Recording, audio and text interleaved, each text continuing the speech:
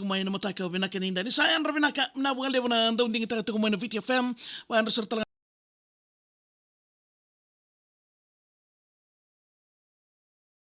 niya butamba na nondo bunua na singa binaka ni kuwa dotal na singa ni anggara bitabi wakabuli ni mbola binaka na turang marama gasi ni buli wekem ni serta nga na ngoni buli toro dake sombe kersati bu bitero tigo na dotal na madhaw sa na bibi tital tinga ni madhaw ni veterongi na madhaw ngo esa ngole na wangni ni binaka lebu katal nga kina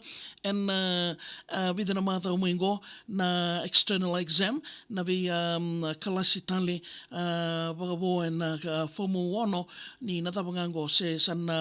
madhaw serta ngo veterongi tigo kina na fomu ono sabani ni binaka lebu na nondaru serikali na maki ngona kena mai na ndingi tagatu ko mai na VTFM na serikali ni lolosi kena e vola o nemani mbeitaki tuiweiwi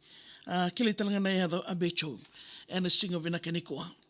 vukatongo na kena irorongo botai ratu na nonda buni langi ni undangaba kena toka langu saba karau kana duwa waka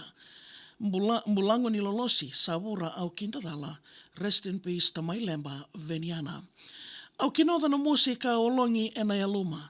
ni watawatai lango o busi sasuruta lo malangi au matamboko ena itubutuba ko senga ni mbau waka moa binaka le junia e miraba ka seni dono mumbula ni rui leka leka ko sudu ena ikatini ka ono ni singa ka chulai. Ronondolo rusanga bulu ka tolu tali na seni ka ondomona e sambeti tini ka wani singa ni okotowa o sanga-sangai mumbula sa seba. Awanga mundua kina no muyabu ruise rau nandurian raketi rewa e musindina viyau. Ni umbole mati kina viyiko nongu seni kau ni ko wasu sara kioni ata mai na tulau. Kilingamu nongu mama koula e rui taliwa. Mo nongu mbole mate ka meu nomo wakandua. Daru waudi e na rono undolu tini kawa ka songovi na kena singa. Ongori na katini kawa ni singa ni bula o katowa. Me wadia wabundi man usolo ka wakadengu e na mbada ongori ni unalingamu e mutamo